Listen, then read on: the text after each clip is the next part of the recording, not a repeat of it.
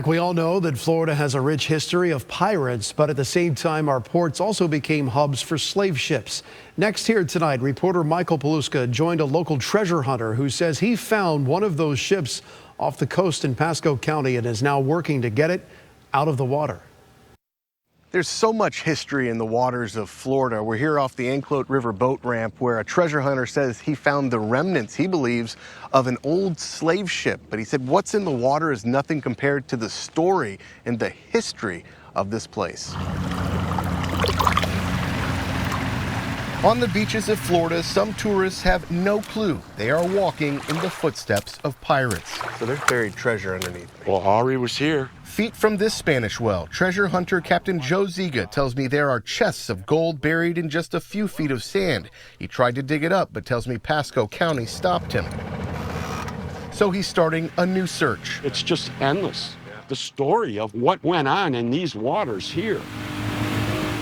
On a chilly January morning, Zsiga and his treasure hunting partner in crime, Captain Sam Corey, took us out to an undisclosed part of the Gulf of Mexico. They would try and hijack it. Keeping secret the spot Zsiga believes a slave ship named the Isabelita was anchored near Anclote Key. What is it like to know people come out and they fish, they jet ski, they kayak, they see the birds, but 204 years ago there's slave ships out here. It's kind of hard to reconcile and that. It's real.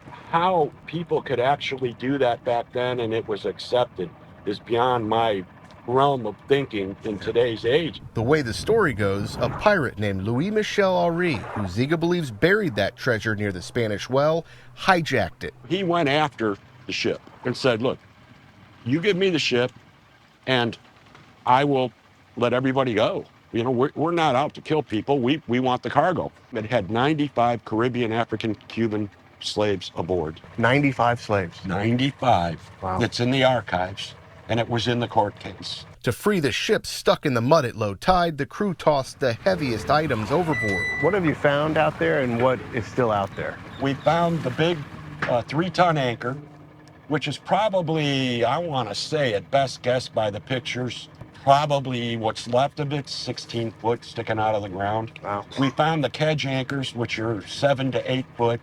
And we found the giant pile of ballast stones. Archives show Florida was at the center of the North American slave trade. This ship, called Wildfire, was intercepted in 1860 by American anti-slave trade crusaders, and it was sent to Key West. The Isabelita, captured by pirates around 1817. And the story who, quote-unquote, owned those slaves even came in front of the U.S. Supreme Court. What do you think this means for the history of Florida and for Black history? My goal here is that maybe someone will reach out to me that said, my great-great-great-grandmother or grandfather was on that ship. It's a dark past, but the legacy of what it means. It needs to be told. This will all be worth it more than finding those cannons or finding the other treasures that I'm actively seeking now and we're working on. In Pasco County with photojournalist Reed Moeller, Michael Paluska, ABC Action News.